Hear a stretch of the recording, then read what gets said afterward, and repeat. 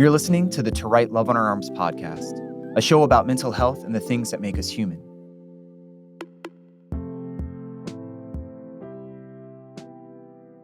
It is now my honor to introduce you to our friend, actually someone that has served the organization as an intern in years past. But this is our friend, Patrick Miranda. Patrick is a licensed mental health counselor. He's worked in multiple treatment settings, including residential and outpatient services for substance use disorders.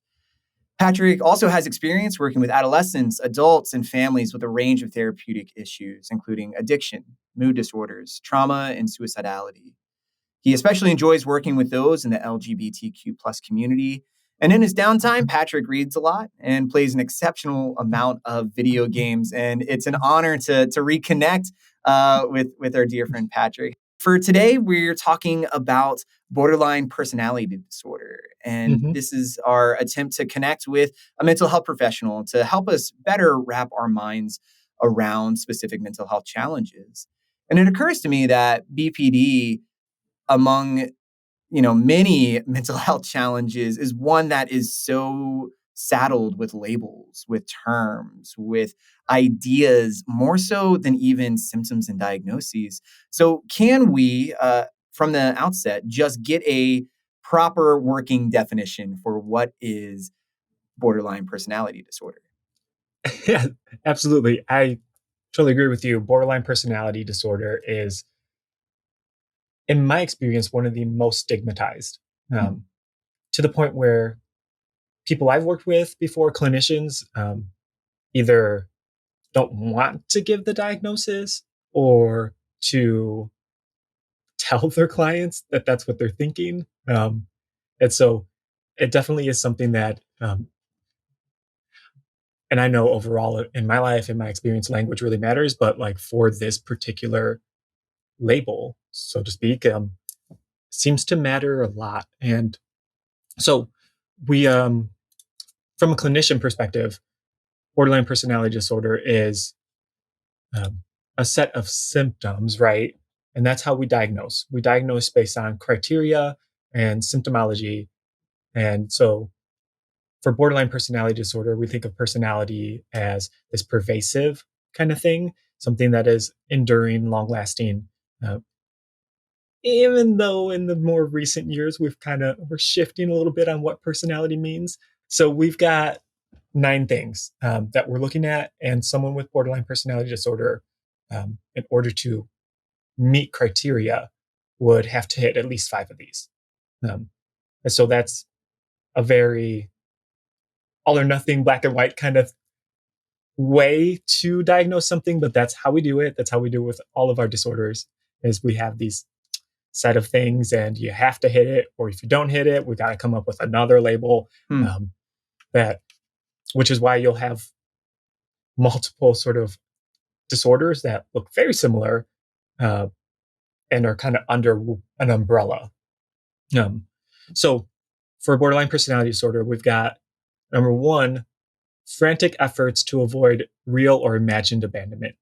So off the bat, we're going to start looking at interpersonal relationship and how that can be very difficult. So 2 would be a pattern of unstable and intense interpersonal relationships characterized by alternating between extremes of idealization and devaluation. 3 is identity disturbance, the official language here being markedly and persistently unstable self-image or sense of self. 4, impulsivity in at least 2 areas that are potentially self-damaging. These include money, sex, substance use, and eating. And one of the bigger ones, self-injurious behaviors. So a little aside, if you will, borderline personality disorder from a clinician perspective is perhaps the personality disorder you will see. Personality disorders at a whole are rare. We're talking like a couple percentage of the population at large. It's a relatively rare thing. people with borderline personality disorder you'll see more frequently as a clinician because um, these are folks who, if we're looking at sort of the classical understanding of borderline personality disorder, end up in hospital systems and end up in treatment centers because of this impulsivity Hmm. um, that makes life really difficult.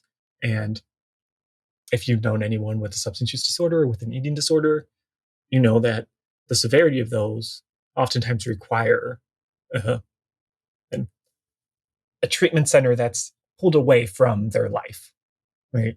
To sort of step out of their daily activities for a minute to kind of focus on their own things without a lot of influence and without those stressors in order to kind of figure some stuff out, right? And to work on skills or whatever. So you'll see borderline personality disorder more because of this impulsivity, because suicidal behavior is something that you don't play around with, right? Yeah, yeah. So it's almost like the mental health diagnosis oftentimes is predicated on a physical health response, trying to kind of triage the situation, and then we learn more of the story therein with that Yes. impulsivity. Yeah. Yeah. It is different, right? Because if we're looking at personality disorders, and I know I've moved away from our define the thing, but if we look at personality disorders, for a lot of these disorders, uh, personality wise, people with personality disorders often will see their perspective of the world as correct, and the rest of Hmm. us are doing it wrong, right? Which is totally cool. We think of it as disorder, and this is one of the weird ones in terms of diagnosing. Typically, when you're looking to diagnose someone, one of the biggest things you have to be conscientious of is this causing impairment Hmm. or distress, distress and dysfunction, right? We look at those things rather heavily in diagnosing something because someone can have, say, thoughts about like how difficult life is, but if they're cool with that and they're just like going about and they're really successful and they're not experiencing a lot of distress, they technically wouldn't like meet criteria for something because it's not causing impairment and it doesn't bug them, right? Yeah. Um, and that's different for personality disorders insofar as like say someone with a schizotypal personality disorder, they, in my experience in my reading, like they're cool with it. It's sort of thought of as like ego syntonic, where it doesn't bug them a lot. But from an outside perspective, it's like, okay, you're engaging in life differently than the rest of us, and it seems to be causing you difficulty, but not necessarily from their perspective. Hmm. Borderline personality disorder is different in that way. So, like someone with, say, a narcissistic personality disorder isn't likely to end up in my office because they don't think they have a problem, Right. right? As and someone, say, with antisocial personality disorder, um, you may be more likely to find in a legal setting. Um, with someone with borderline personality disorder, they'll they're more likely to end up in a hospital setting or in a treatment center um, because for them it is distressful.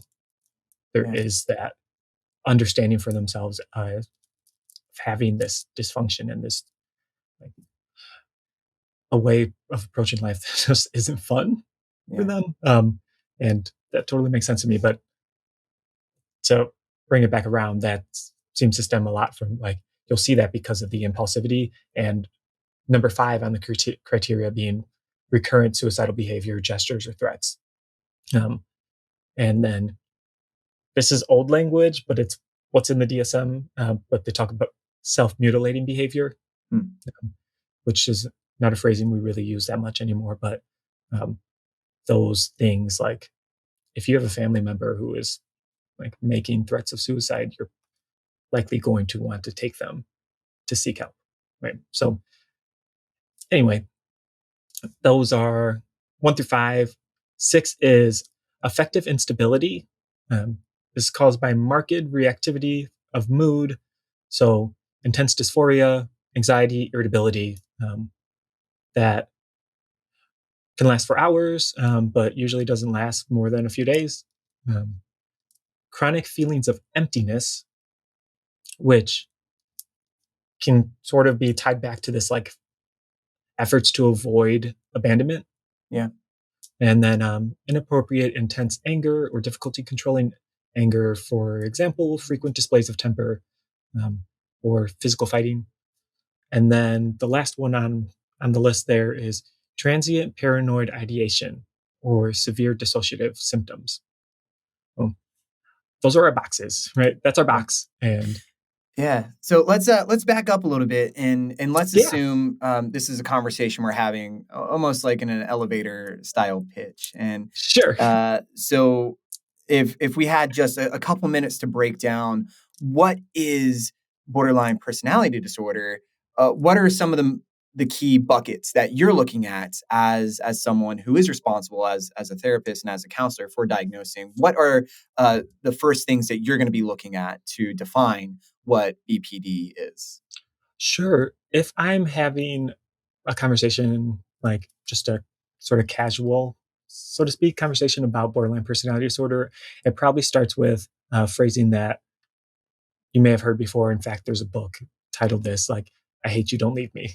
Hmm. That's usually where I start, is this idea for borderline personality disorder. You have a sort of like pushing away and like, whoa, whoa, whoa, whoa, whoa, whoa. I didn't mean to come back. And so you'll look for that in interpersonal relationships, that difficulty, the like um, behaviors that kind of alienate people, and then a real fear of like, oh no, they're actually going to leave me. Um, and talk about that kind of as splitting. It comes back to this sort of all or nothing thinking that we touched on, when someone is either awful or the best thing ever, right? Yeah. Um, and people with borderline personality disorder can fall into that. So I usually talk about that, like this, like, go away, no, no, no, don't. As well as you'll look for suicidal behavior or threats, and then this like mood instability, lability, where you're up and down and angry and sad, and kind of can end up all over the place mood wise. Yeah, it strikes me that life often happens at the extremes. You're mentioning earlier that often people will discover a BPD diagnosis through a response to a physical challenge that they're overcoming. Maybe Mm, that's waking up after an overdose. Maybe that's connecting with crisis counselors after a suicide attempt or hmm. a bout with self injury. That there's so much life happening on the extremes that. Uh, if a little works, and surely a lot will, and that's from substance to behavior to relationships. Uh, Yes. so who does this most commonly impact? Who is most if we're going to go demographically into this, who are we expecting to see arrive at a diagnosis of borderline personality disorder? um, this is probably because socially this is how we think, but most likely women. I think the number I saw is in treatment centers, you'll see a diagnosis of like 3 to 1 women to men. Hmm. Um, I think personally that's because we see it as a women's diagnosis, even though like research has demonstrated that there isn't a difference gender wise. Um, but one thing I think does happen is that you'll see this presentation of symptoms, and for men, you'll see this aggressiveness perhaps, and you'll like, oh, they're kind of oppositional or Hmm. antisocial.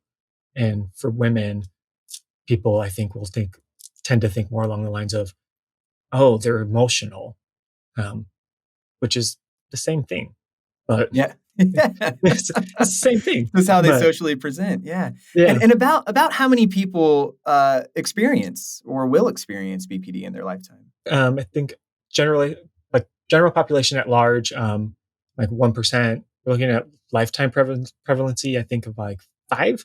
Mm. Can find those numbers for sure, but it's relatively small. Within a treatment center, you're looking at way higher numbers, Yeah. like 20, 30%. And that might be underestimating it, because I think that we are, as clinicians, we underdiagnose this because of some of that fear and stigma, and that we're also kind of coming back of who does this affect. You're looking at people with, generally speaking, shitty childhoods. They had like family life and environment that was not stable, that perhaps involved a lot of lability in their parents. And we're looking at genetics. This is similar to a substance use disorder. Like anywhere, depends on your study, like 30 to like 70% genetic. So Wow. you're looking at family history. There's twin studies, and in the twin studies, you'll see that it's about half. If one twin has this diagnosis, the other twin is Yeah. likely to have it as well, or to Yeah. have And traits of it. that you hinted just a second ago about the childhood experience, about the kind of the trauma link in this. So it's one thing to have a genetic predisposition, but we know that those things can be activated by our environment, by our surrounding. And maybe Yeah. this is a great time. And I think this is the first time we talked about this on the podcast, but the term of ACE. Would you be able to kind of dip your toe into those waters as it relates to BPD? Yeah. Okay. So ACE, adverse childhood experiences. Um, it's a sort of score that was developed, I think, someone working with a impoverished area, and the research. And there's been a lot of research since this person developed. I can't remember the name, but since the ACE score was developed, the link between high ACE scores and um, health outcomes is like it's significant. The higher ACE score, the shorter your lifespan expectancy is, the more likely you are to develop physical health issues like your blood pressure, your heart, those kind of things. And also, the more likely you are to develop substance use disorders, um, things like borderline personality disorder, suicidal behavior, uh, aggressive behaviors, like higher ACE score and more difficulty in life, which makes sense because the ACE scores, the things that you're looking at are, what was the abuse? Was there physical? Was there mental? Um, Emotional abuse? Were there, like, what was caregiver supervision like? What was crime or violence in the social setting like? Um, did this person experience? And then all your like the trauma screens that you might look at, natural disaster, um, vehicular experiences, and you're looking at any sort of violence or sexual trauma, physical kidnapping, war exposure.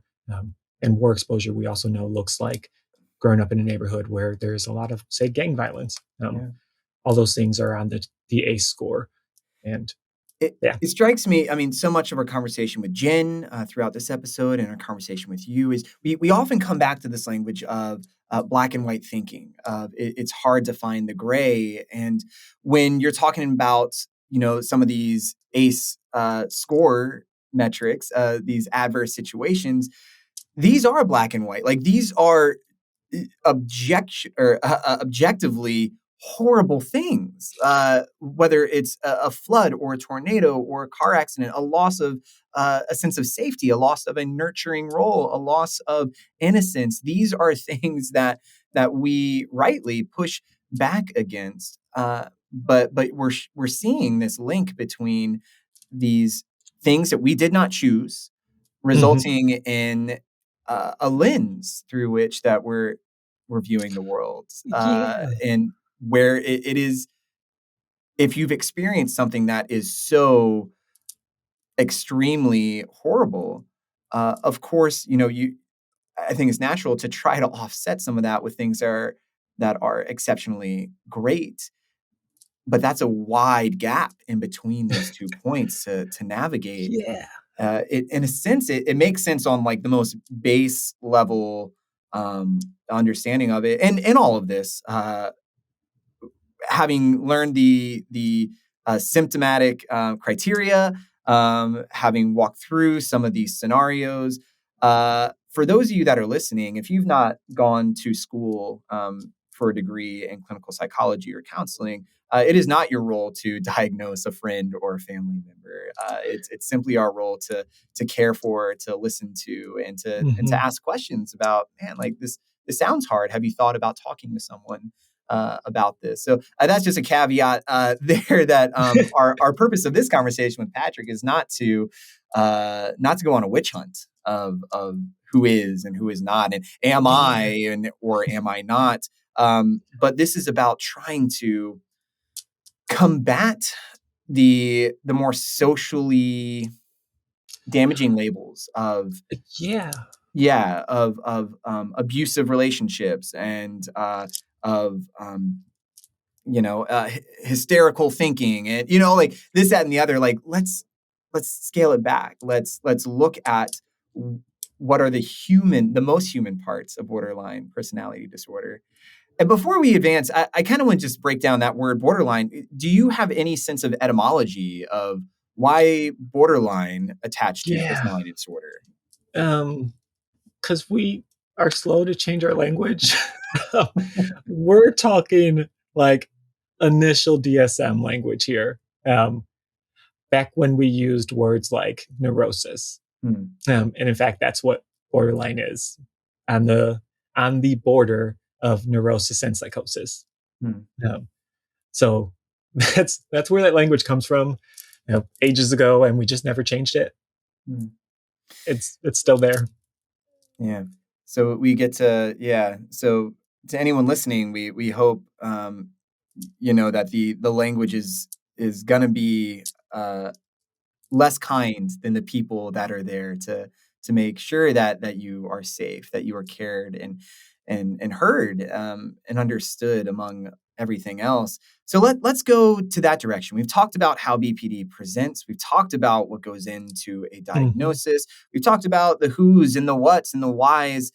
Well, let's talk about the what next. What does treatment look like?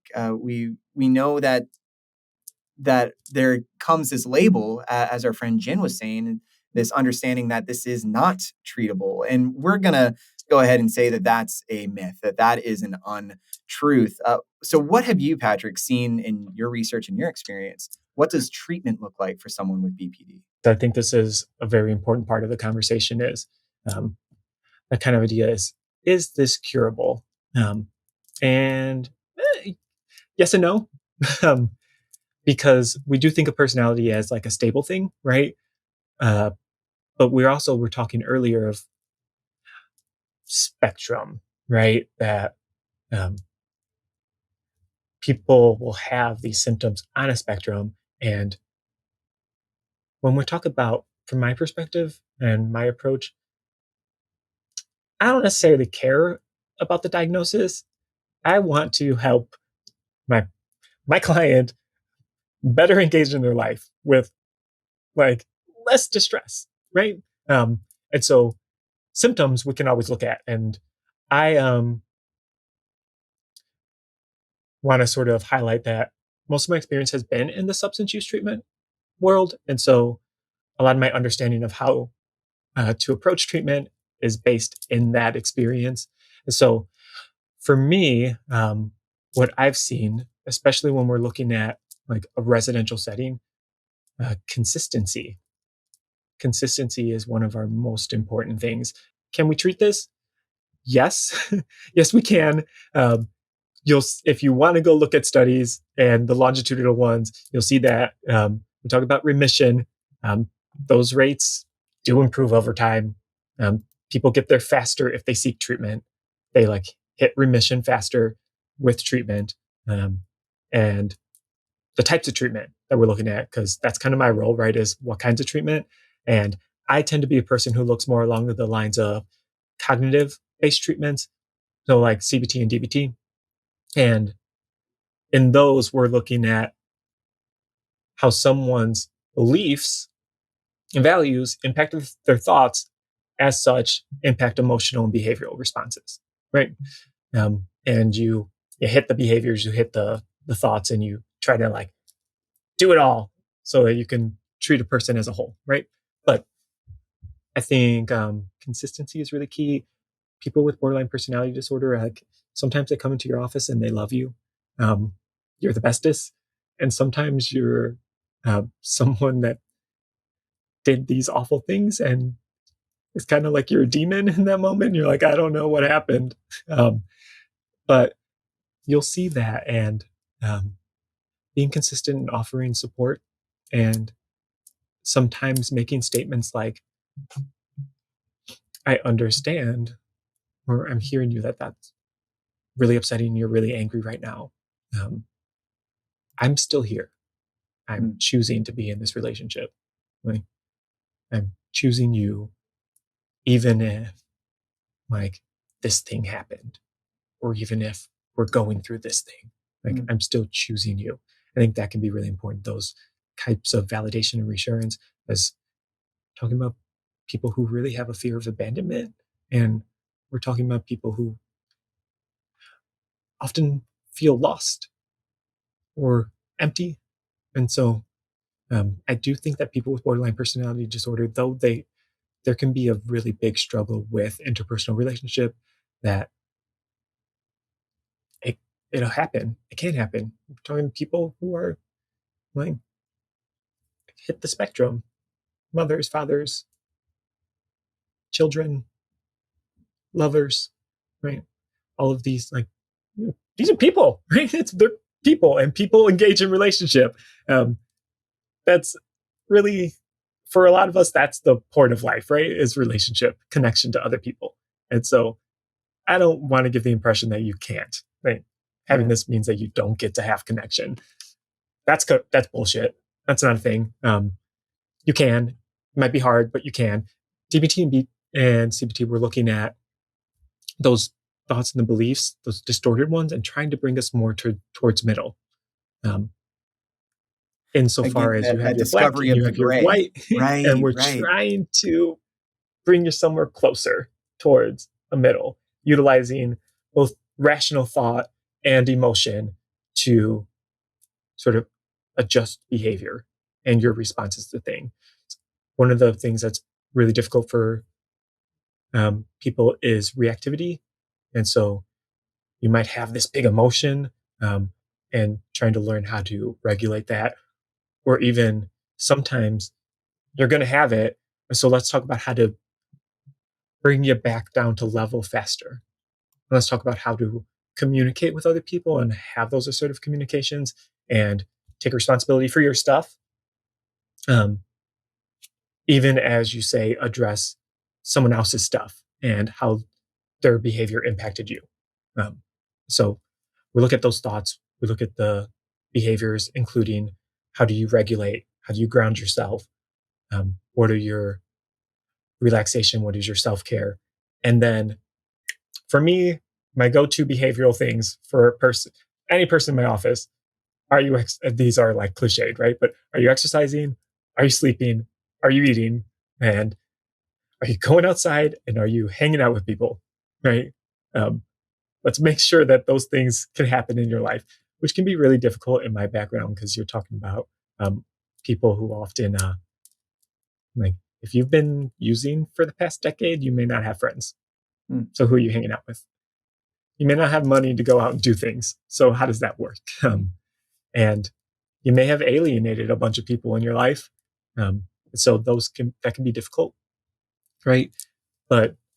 And then also, if you're talking about long-term use, you're talking about long-term withdrawal symptoms. Talk about it as post-acute withdrawal symptom. That's a different conversation for a different time. But sleep can be difficult. I think that's important.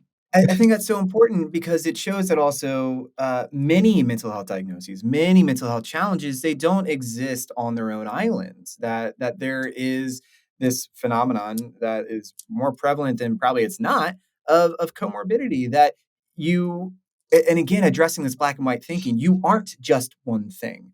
You Hmm. aren't just one diagnosis, and that's just looking at the negative part of it, but there's also so many positive things about you, so many irreplicable things about you that Yes. makes you who you are.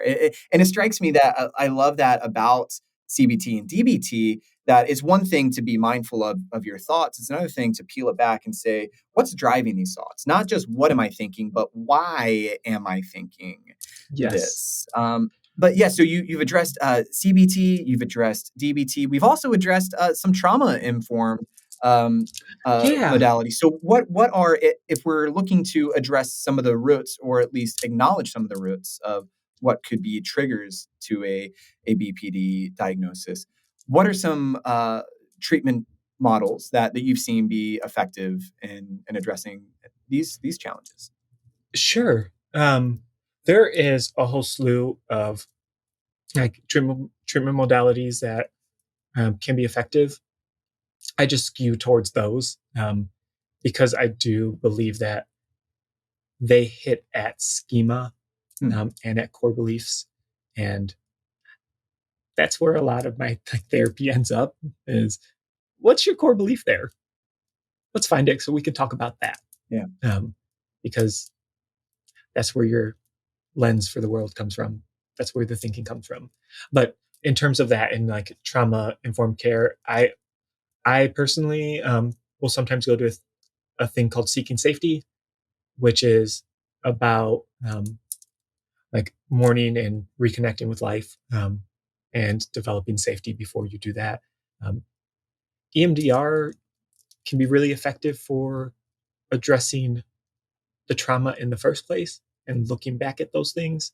And um, and then we have also some psychodynamic approaches that can be really helpful in hitting those like sort of root beliefs. Yeah. Um, because you're right that it's really important to talk about these surface level things to recognize the thoughts and the behaviors. In my belief, in my even my personal approach to life, um, we do end up talking about meaning. Um, we do talk end up talking about how you view yourself, Hmm. and those things start earlier. And I talk to my clients about we're looking at like the same window as the language acquisition window, where you Huh. learn who you are when you're like this big, right? Like you start learning very young who you are, and in the same way that it's difficult to learn a second language after a certain age, you know, like teenager, basically. By the time you're a teenager, it's going to be hard to learn a second language. And you may never talk like a native speaker. It's going to be hard to address your core beliefs at that point in life. Yeah. You can do it, right? Like we see people who learn languages all over the place and who are good at language, right? But it's still, if we're talking about that, like personality being like persistent and global and in some way stable, just because our beliefs are, Hmm. our core beliefs are sort of persistent and stable, right? And so you can work on those. Um, and when we come back to the idea of curable, some of those beliefs, they might not go away entirely. It might be something that's always hard for you. It may be always hard to sort of like fear abandonment to really trust and believe that people are going to do what they say and they're going to stick around. Um, that may always be something that's hard, but that doesn't mean it has to be something that controls you Yeah. and that you can't work on that you can't adjust it. Some people, if we're looking at anything, right? Like some people um, do believe that they're unlovable. Um, and they can come into my office and truly honestly think that that's the case for them, that they can't be loved. And you can work on that. You can move from absolutely not, I can't be loved, I'm a terrible, I'm broken, to, well, maybe not. I don't think I'm lovable, but maybe I'm not the worst person ever. Um, and then hopefully, we do get to the point where you can believe that Yeah. even if it's just, well, some people can love me, or maybe I can love myself, but maybe other people won't. But you can shift that, even if the same theme is there. You can shift it, and it can become easier. And What a great framework, though. Again, as we return to this metric or this kind of mind picture of black and white, that uh, the solution to a black part is not switching it all the way to white. The solution to a white part isn't switching all the way to black, but it's just dialing it down a little bit. So the solution is in the gray. That, like you said, if you were instilled with this core belief from day one, and now you're looking at age 20, 25, 30, 40, 50, beyond, yeah, it's in a way an unfair expectation to believe that you can unbelieve something that core. But so the goal yes, isn't unbelief. The goal isn't switching from black to white or white to black, but just let's dial it down. And yeah, yeah, absolutely, absolutely. I have a client that I've been working with for a while, because treatment centers and then later in outpatient, like they found me. But like, if you've been suicidal for a decade, why wouldn't your brain think about that? Why wouldn't that pop up? yeah, Right? Like, it's so conditioned, it's gonna pop up. If you've been using for ages, of course you're gonna think about drugs, right? Like, yes, like that's a thing. It's gonna happen. Your brain churns out thoughts based on its programming. yeah. That's what it does. It's meant to think. It's gonna think based on like the input that's been there forever. And it's like, I sometimes have like clients who feel really guilty about having thoughts, and I think it's an important conversation to have with them about like, yeah, yeah, of course you have those thoughts. That's You okay. have the thoughts. You're not creating the thoughts. Yes, You like you you receive the thoughts, right? Like, yeah, so much of our brain is working despite us, and at times it's constantly going. So yeah, you shouldn't feel guilty about something that is occurring to you, yeah, especially if you are implementing the tools to address the thought, hmm, correct the thought, and find a wise voice to bounce the thought off of to make sure that we're making informed, positive decisions moving forward. for people with borderline personality disorder. In my reading, in my work with people, that there is an extreme guilt, and oftentimes there is shame as well. Um, like, you react, say, to something, and this doesn't have to be just like in pathology. This is human, I think, that you're, say, in a conversation with someone, you say something dumb, right? You say something perhaps like out of pocket or whatever, or sideways. And then you're like, that was me. Did I do Hmm. that? Like, oh, yikes. Um, and depending upon where you're at in your journey in your life, like that guilt to that behavior might be more extreme. That guilt might turn into shame. Yeah, Um, and uh, it's about response in yeah, a number of ways. Um, Something I talk about with my clients with substance use as well. Like, hey, even if something goes really poorly and you make an impulsive decision, or you do something that you didn't intend to do, or you didn't want to do, um, that there's choice there. And do I keep going with this? Do I end up in this all or nothing thinking? Um, and in the like rehab world, we kind of talk about it as the fuck it's. Um, yeah. do I end up with the fuck it's and just go with it? Or do I try? Like, do I try again? Do I work on it? And sometimes it's like, do I give in to this? Do I give up? Um, or am I going to look at myself as imperfect and allow that and say, all right, that was not my best. That was not great, but that doesn't mean that it has to keep going. that I can't do something different. Yeah. Man, thanks for So for offering that. I mean, obviously, guilt and shame are things that Trey Love has talked about for years. That goes deeply into the framework of how we view identity and challenges and all the things that we're up against every single day. I say in general for for my clients, if you're not aware of something, how do you fix it? If you can't think about it, if you don't know what's going on, if you can't talk about it, like it's not going anywhere, right? Um, if you do the same thing, you're going to get the same results, Yeah, right? If you keep living the way you've always lived, then that's what's going to happen. You're going to keep living that way. You're going to, and then subsequently, like, how that goes. You know how those feelings are, what you get from doing life that way. So, yeah, it has, it has to be, right? If it's going to be something that gets better in your life, you got to acknowledge it. And in some ways, acceptance, like, yeah, this is a thing for me. So yeah, yeah. you can work on it. It's going to happen, can be true for anyone, right? And talk about your stuff. And Yeah. those are my things. Not only can you accept it, but you can be accepted, um, Yes. regardless of what diagnosis has fallen upon you.